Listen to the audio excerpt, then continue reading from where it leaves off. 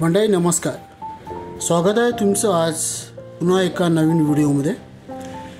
आज आपला प्रवास होणार आहे तो सांगली जिल्ह्यातील पलूस तालुक्यात असलेल्या बिलवडी गावातील श्री क्षेत्र औदुंबर दत्तस्थानाला दत्तगुरूंना नतमस्तक होण्यासाठी आपण आपल्या नागाव या गावापासून सुरुवात करत आहोत।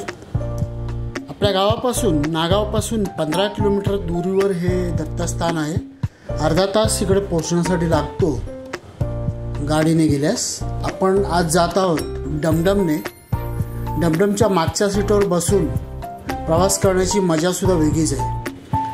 गावाच्या बाहेर आल्यावर मुख्य रस्त्याला वळल्यावर आपण आपला प्रवास सुरू होतो तो पुढे असलेल्या 5वा मैल या दिशेने।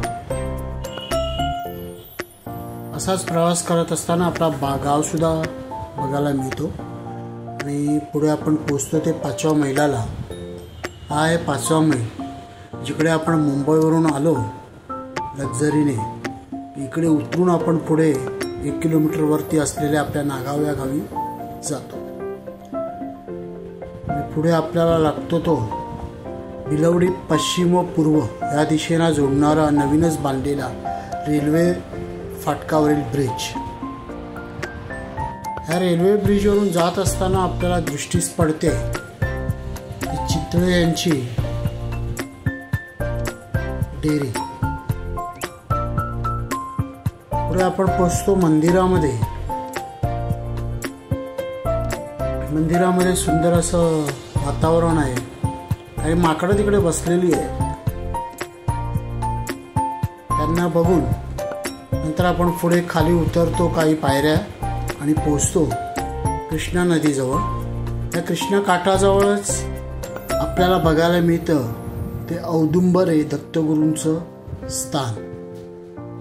अतिशय जागृत देवस्थान आहे आणि इकडे तुम्ही निरनिराळी दुकानं बघू शकता, जिकडे तुम्ही घेऊ शकता दत्तगुरूंसाठी प्रसाद वगैरे। आणि पुढे जाऊन आपण दर्शन घेतो ते आपल्या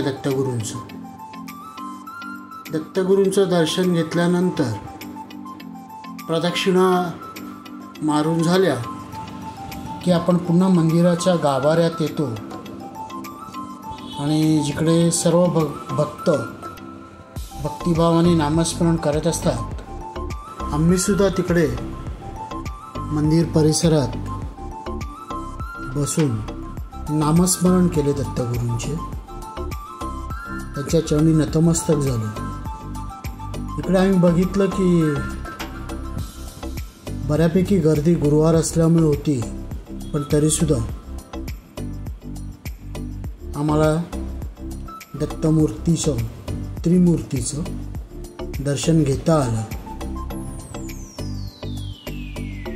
आणि पुढे मग आम्ही त्या मंदिरात थोडा वेळ घालवला आणि एक लक्षात आलं की इकडे मंदिर प्रशासनाने थोडं जमिनीवरती पाणी सोडलेलं आहे।